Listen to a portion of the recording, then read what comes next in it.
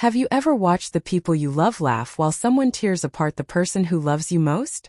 That was the moment I realized Christmas would never be the same. It was supposed to be a perfect evening. The fireplace glowed softly. Christmas music floated through the house. The dining table was covered with roasted turkey, homemade pies, and the same red candles my mother had used every Christmas since I was a child. For the first time in years, I thought my family might finally accept my fiancé, Daniel.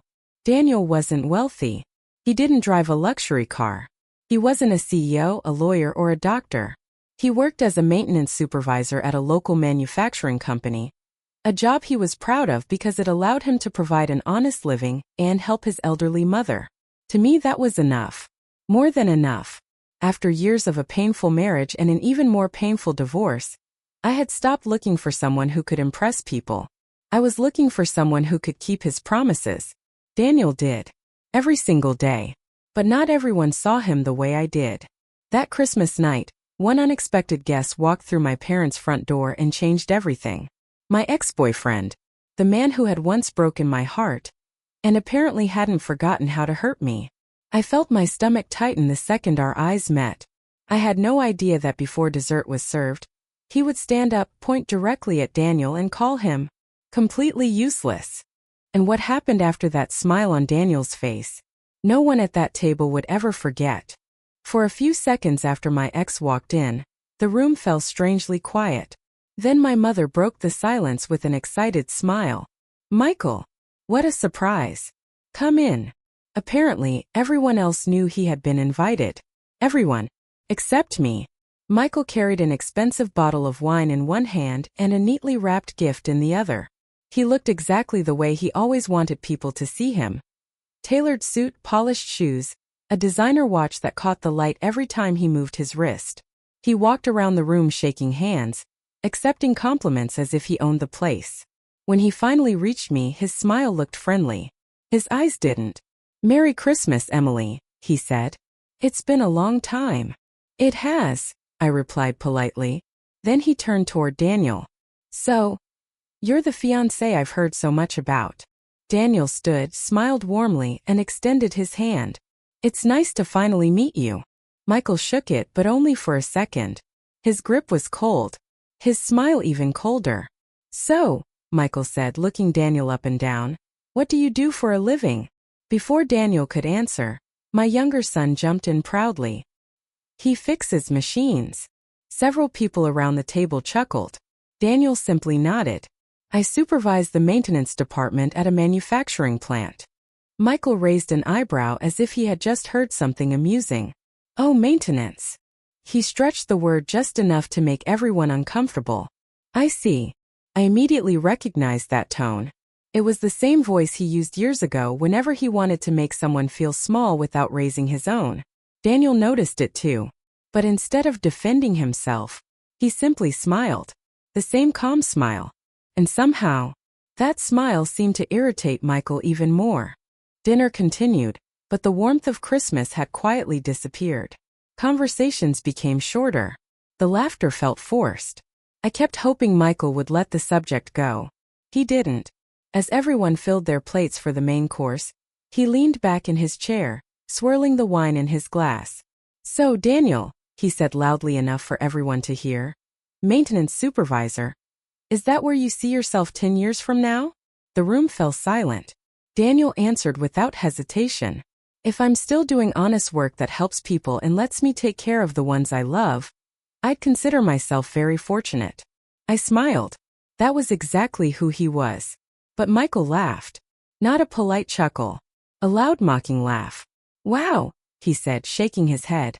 "No ambition at all." A few uncomfortable smiles appeared around the table. Then my older son, Tyler, looked at Michael with admiration. "So, what do you do?" Michael straightened his jacket. "I own an investment firm. We manage millions of dollars." Tyler's eyes widened. "That's awesome." Michael glanced at Daniel with a smug grin. "You see, kid? Some people build businesses." He paused deliberately. "And some people just fix the machines." A few people laughed. Then another. Before I knew it, even my two boys were smiling awkwardly, trying to fit in with the adults. They weren't being cruel. They were just following the room. But hearing their laughter felt like a knife twisting in my chest. I looked at Daniel, expecting at least a flicker of hurt, anger, embarrassment, anything, and said, he calmly took another bite of turkey, set down his fork, looked at my children with kindness, and smiled again. That quiet smile confused everyone, especially Michael, because the harder he tried to make Daniel look small, the less successful he seemed to be. The laughter slowly faded, but the damage had already been done. I looked across the table at my two boys. Tyler quickly lowered his eyes, suddenly realizing what had happened. My younger son Ethan still wore a small smile, completely unaware that he had just helped humiliate the man who had spent the last 2 years treating him like family. My heart broke. Not because children laughed. Children often follow the loudest voice in the room. It broke because I realized they had been measuring success the same way the adults around them did, by job titles, expensive watches, and the size of someone's paycheck. Not by kindness. Not by loyalty. Not by character. Daniel noticed where I was looking. Without saying a word, he gently reached under the table and squeezed my hand. "It's okay," he whispered. "They're kids." His voice carried no anger, no bitterness, only understanding. That made me feel even worse. Michael watched the moment with a satisfied grin. He leaned forward, resting his elbows on the table. "You know," he said casually, "kids need role models." He pointed his wine glass toward Daniel. "They should dream bigger than this." I couldn't stay silent anymore. "That's enough, Michael." Every conversation around the table stopped. He looked at me, pretending to be offended. "What? I'm just being honest." "No," I replied firmly. "You're being cruel." For the first time that evening, the room became truly uncomfortable. No one reached for another bite. No one lifted a glass. Everyone simply waited to see what would happen next. Michael slowly smiled. Not because he was embarrassed, because he believed he had just found a new audience. He had no idea. Daniel was about to teach every person at that table a lesson no amount of money could ever buy. For several long seconds no one spoke. The only sound in the room was the crackling fire and the soft clink of silverware against porcelain. Michael looked around the table with quiet confidence. He expected Daniel to defend himself, to argue, to lose his temper. Instead, Daniel slowly folded his napkin and placed it beside his plate. Then he looked directly at Michael. Not with anger, not with resentment, just calm, steady eyes. "You know," Daniel said gently, "people often confuse a person's job with their value." Michael let out a small laugh. "Oh? Enlighten us." Daniel nodded politely. "My father worked 35 years collecting trash." The room grew still. "He left home before sunrise every morning. He came back exhausted every night." Daniel paused for a moment, his voice growing softer. "When I was 12, I used to feel embarrassed when my classmates saw his garbage truck." He smiled sadly. "But one day he told me something I've never forgotten." Daniel looked at my boys. He said, "Son, never be ashamed of honest work. The world stops working the day people stop doing the jobs everyone else looks down on." Neither Tyler nor Ethan moved. Their eyes stayed fixed on Daniel. I've carried those words with me every day since. Michael rolled his eyes. "That's a nice speech. But speeches don't pay the bills." Daniel simply nodded again. "You're right." Then he added quietly, "But character decides how you earn the money, and how you treat people once you have it." The room fell silent once more. This time, no one laughed. Not even Michael. No one knew what to say after that. Michael stared into his wine glass, pretending Daniel's words hadn't affected him. My father quietly cleared his throat and tried to restart the conversation. "So, who wants dessert?" A few nervous smiles appeared, but the tension refused to leave the room. Daniel gently excused himself. "If you'll excuse me for a minute, I'm going to get some fresh air." He pushed back his chair and stepped out onto the back porch. Without thinking, I followed him. The cold December air hit my face the moment I opened the door. Daniel stood with his hands in his coat pockets, looking up at the stars that barely peeked through the snowy clouds. "I'm so sorry," I whispered. "I never knew my parents invited Michael." He turned toward me and smiled. The same quiet smile that had somehow stayed on his face all evening. You don't have to apologize. But they humiliated you. They tried. His answer caught me off guard. Tried. Daniel nodded. The only person who can truly humiliate you is yourself. He looked back toward the house where laughter was slowly returning inside. If I let another person's opinion decide my worth, then I hand them control over my life. I felt tears welling in my eyes. Doesn't it hurt? He was silent for a moment. Of course it hurts. I'm human. But pain doesn't get to choose my behavior. Just then the back door opened again. It wasn't Michael. It was little Ethan. He walked onto the porch with his head lowered. Daniel. He whispered. I don't think I should have laughed. Daniel knelt until they were eye to eye. Then, with the gentlest smile of the entire evening, he placed a hand on Ethan's shoulder. Thank you for telling me that. You've already shown more courage than most adults. Ethan wrapped his little arms around Daniel's neck. Daniel hugged him back without hesitation. Watching them together, I realized something that suddenly felt painfully obvious. Michael had spent the entire evening trying to prove how important he was. Daniel had spent the entire evening making everyone around him feel important. There was a world of difference. As we walked back inside, my father stopped Daniel near the kitchen. I've been meaning to ask you something, he said quietly. Emily mentioned you've turned down several promotions at work. Daniel smiled. That's true. Even I looked surprised. You never told me that, I said. He shrugged modestly. It never seemed important. My father frowned. Most people would jump at a promotion. Why would you say no? Daniel leaned against the kitchen counter for a moment before answering. The promotion would have doubled my salary. Michael, who had wandered close enough to listen, let out a sarcastic laugh. So why didn't you take it?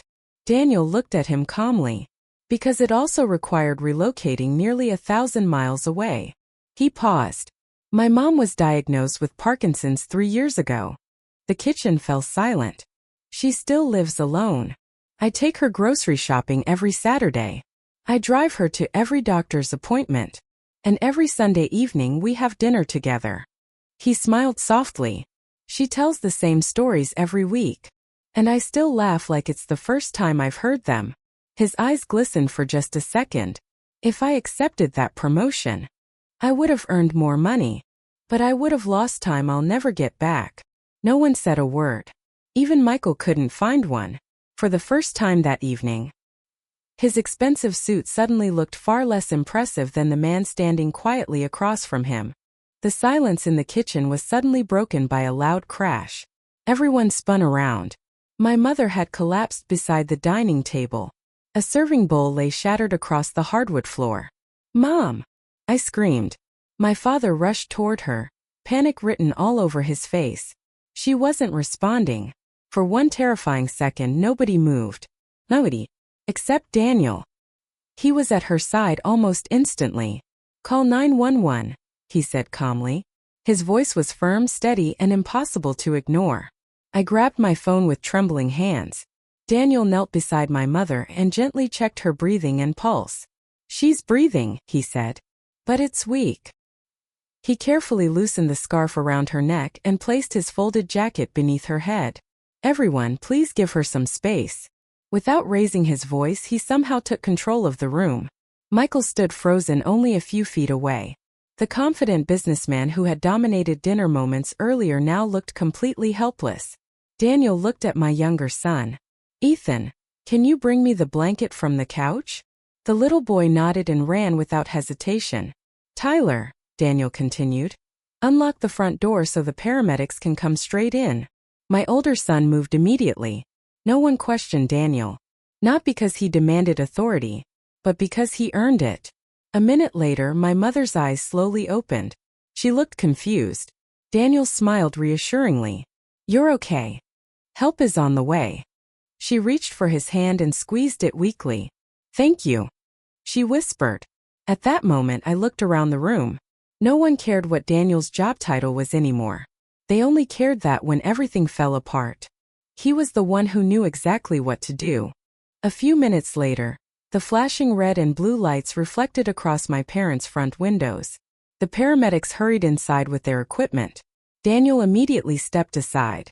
He gave them a quick, clear summary of everything that had happened. When did she collapse? About 3 minutes ago. Did she lose consciousness? For less than a minute. What did you observe? Weak pulse, shallow breathing, but no seizure activity.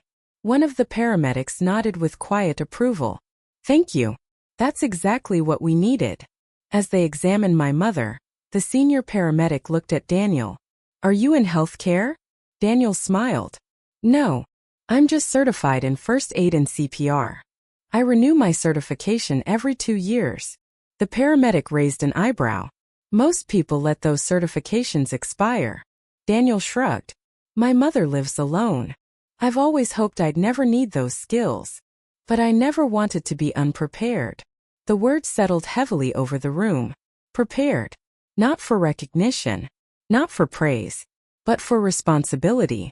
After several minutes, the paramedic stood and turned toward my father. She's stable. It appears to have been a sudden drop in blood pressure. You called quickly. And whoever cared for her before we arrived did exactly the right things. He glanced toward Daniel. You probably made this situation much easier for us. My father slowly looked at Daniel. His eyes filled with emotion. I judged you. He admitted quietly. And I was wrong. Daniel gently shook his head. Tonight isn't about proving anyone wrong. It's about being grateful she's going to be okay. For the second time that evening, no one knew how to respond, because humility like that couldn't be bought. After the paramedics left, the house felt different. The Christmas lights still twinkled. The tree was still covered with ornaments. But somehow everything had changed. My mother was resting comfortably on the living room sofa, wrapped in a warm blanket. The doctor had assured us she would recover with rest and follow-up care.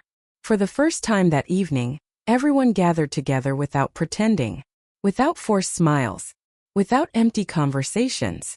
My father slowly stood and walked toward Daniel. I owe you more than an apology, he said. I spent years believing a man's worth could be measured by his career. He glanced at Michael for only a moment before looking back at Daniel. Tonight, you reminded me that character is what people remember long after job titles are forgotten. Daniel looked uncomfortable with the attention. I only did what I hope anyone would do. No, my father replied softly. You did what many people wish they would do. Then something happened that caught me completely by surprise. Tyler walked over to Daniel. His hands were shoved into his pockets, his eyes fixed on the floor. I'm sorry. His voice barely rose above a whisper. I laughed because everyone else did. Daniel rested a gentle hand on his shoulder. Do you know what real courage is? Tyler shook his head. It's doing the right thing after you've done the wrong thing. A small smile appeared on my son's face. I'll remember that. Then Ethan quietly slipped his hand into Daniel's. No words. He simply stood beside him. And somehow, that silent gesture said everything. Across the room, Michael sat alone, staring into the untouched glass of wine in front of him. For the first time all night, no one was listening to him anymore. The room was so quiet that you could hear the fire crackling again. Michael slowly set down his coffee cup. For the first time all evening, the confidence had disappeared from his face. He looked at Daniel, then at me. I owe you both an apology, he said quietly. I spent years believing that a person's worth could be measured by money, titles, and success. He lowered his eyes. I was wrong. Daniel didn't rush to answer. Instead, he simply nodded. It takes courage to admit that. Michael gave a faint, embarrassed smile. I wish I had learned that lesson sooner. Then he turned toward Tyler and Ethan. Don't make the same mistake I did. Never look down on someone because of the job they do. Judge people by how they treat others. My boys nodded silently. In that moment, Christmas wasn't about gifts anymore.